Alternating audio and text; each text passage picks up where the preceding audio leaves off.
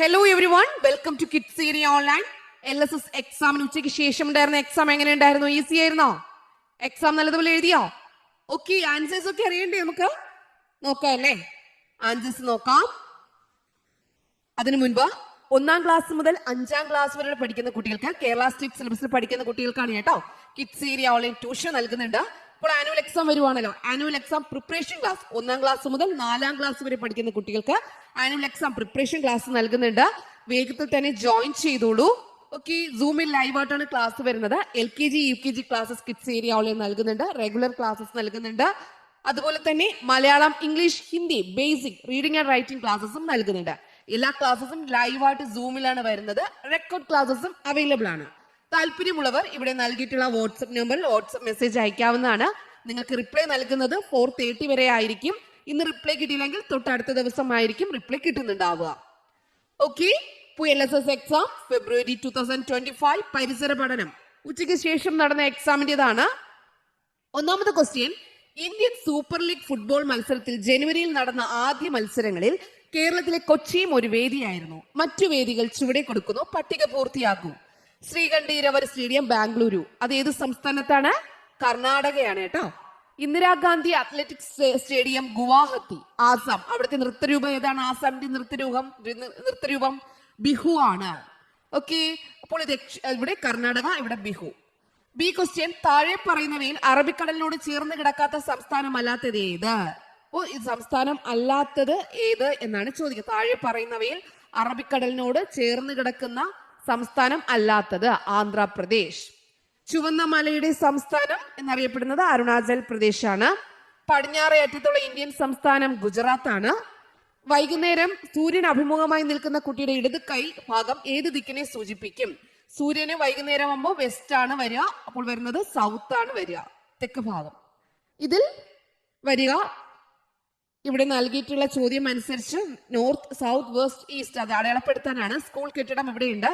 School കെട്ടിടത്തിന്റെ ഇവിടെയാണ് west, south west ഭാഗത്താണ്. ഇവിടെയാണ് കിണർ വരിക. കിച്ചൺ ഇവിടെ വരും. ഇവിടെ ആൽമരം വരും. ഇവിടെ കൊടിമരം വരും. അങ്ങനെയാണ് അടയാളപ്പെടുത്തേണ്ടത്. ഇന്ത്യൻ സ്വാതന്ത്ര്യ സമര ചരിത്രത്തിൽ താഴെ പറയുന്നവയിൽ ആദ്യം നടന്നത് ജാലിയൻ വാലാബാഗാണ്. ഗ്രാമപഞ്ചായത്ത് അംഗം അറിയപ്പെടുന്നത് വാർഡ് മെമ്പർ എന്നാണ്.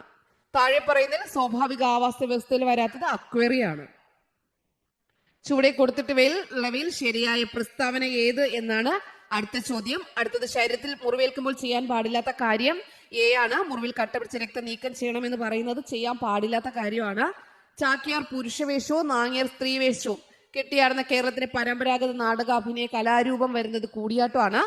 ഇടിമിന്നൽ ദ്രവ്യത്തിന്റെ ഏത് അവസ്ഥയാണ്? പ്ലാസ്മയാണ്. ഇരപിടിയന്മാരായ പക്ഷികൾക്ക് അവയുടെ ആഹാര സമ്പാദനത്തിന് സഹായകമായ ഒരു അനുകൂലനം എഴുതൂ. അത് ഓരോ കുട്ടികളും ഓരോ രീതിയിലായിരിക്കും. സൂര്യപ്രകാശം പതിക്കാത്ത ചന്ദ്രന്റെ ഭാഗം മാത്രം ഭൂമിക്ക് അഭിമുഖമായി വരുന്ന ദിവസത്തിന് പറയുന്ന പേര് ന്യൂമൂൺ. കൂട്ടത്തിൽ പെടാത്തതെല്ലാം സ്പേസ് മിഷൻ ആണ്. ഇതിൽ ഗ്യാനിമീഡാണ് ഇതിൽ വരാത്തത്. കൂട്ടത്തിൽ പെടാത്തത് ഗ്യാനിമീഡായിരുന്നു. ഇനി മാത്സ് ആയിരുന്നു.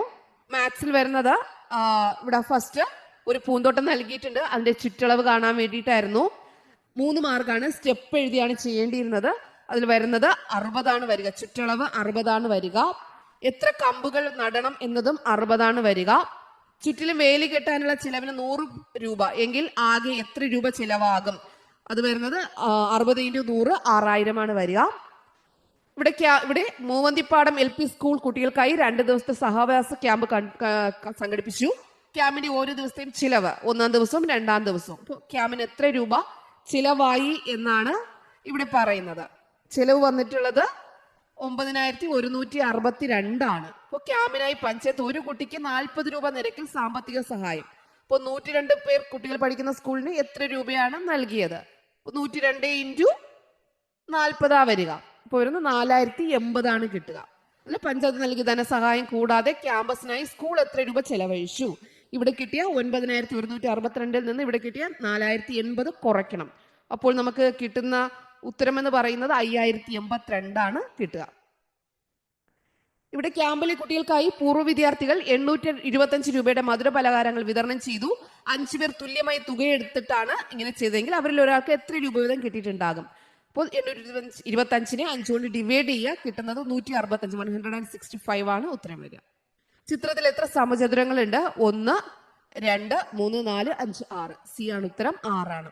1 3 6 10 ഇങ്ങനെ സംഖ്യ പാറ്റേണിൽ 10ാമത്തെ സംഖ്യ എത്താണ്? 1 3 6 10.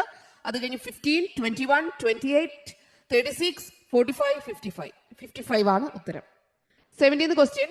83669 എന്നീ സംഖ്യകൾ ഉപയോഗിച്ച് ഉണ്ടാക്കാവുന്ന ഏറ്റവും വലിയ നാലക്ക സംഖ്യയുടെയും ഏറ്റവും ചെറിയ നാലക്ക സംഖ്യയുടെയും തുക എത്രയാണ്? ഏറ്റവും വലുത് 9863 പ്ലസ് ഏറ്റവും ചെറുത് 3689. അങ്ങനെ കൂട്ടുമ്പോൾ കിട്ടുന്നത് 13,552, 13,552. മംഗലാപുരത്ത് നിന്നും 6:25 പുറപ്പെട്ട വന്ദേ ഭാരത് എക്സ്പ്രസ് 15:05 തിരുവനന്തപുരത്ത് എത്തിച്ചേർന്നു. തീവണ്ടി യാത്രയ്ക്കടുത്ത സമയം 8 മണിക്കൂർ 40 മിനിറ്റാണ് സമയം വരുന്നത്. 19ാമത്തെ ചോദ്യം. 30 ദിവസമുള്ള ഒരു മാസത്തിലെ 2ാം ശനിയാഴ്ച 8ാം തീയതി ആണെങ്കിൽ ആ മാസത്തിൽ എത്ര ഞായറാഴ്ചകൾ ഉണ്ടായിരിക്കും? ഉത്തരം 5 ആണ്. 20ാമത്തെ ചോദ്യം. 121 ഒന്നുകൾ, 24 നൂറുകൾ, 189 പത്തുകൾ, 4 ആയിരങ്ങൾ ചേർന്നാൽ സംഖ്യ എത്രയെന്നാണ് അതിൽ വരുന്ന 8411 ആണ് വരിക. 1 മുതൽ 25 വരെയുള്ള സംഖ്യകൾക്ക് ഒറ്റ സംഖ്യകളുടെ തുക 169 ആണ്. എന്നാൽ എങ്കിൽ 3 മുതൽ 27 വരെയുള്ള ഒറ്റ സംഖ്യകളുടെ തുക എത്ര? ഇവിടെ 195 ആണ്, 195 ആണ് കിട്ടുക. 396 മാമ്പഴങ്ങൾ 9 പേർക്ക് തുല്യമായി വീതിച്ചാൽ ഒരാൾക്ക് എത്ര മാമ്പഴം? 396 ഡിവൈഡഡ് ബൈ 9 ആണ്, 44. 44 ആണ് ഉത്തരം കിട്ടുക.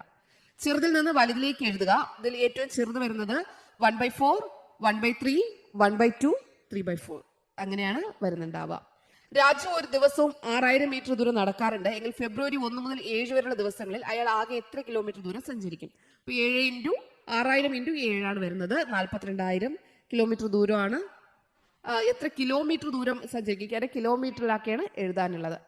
ഓക്കെ, അപ്പൊ ഇതായിരുന്നു ഇന്നത്തെ ക്വസ്റ്റ്യൻ പേപ്പർ. അപ്പൊ എല്ലാവരും എക്സാം നല്ലപോലെ എഴുതിയെന്ന് വിശ്വസിക്കുകയാണ്. ഓക്കെ, അപ്പൊ എല്ലാവരും റിസൾട്ടിനായിട്ട് വെയിറ്റ് ചെയ്യൂ. All the best children. Bye bye. Thank you.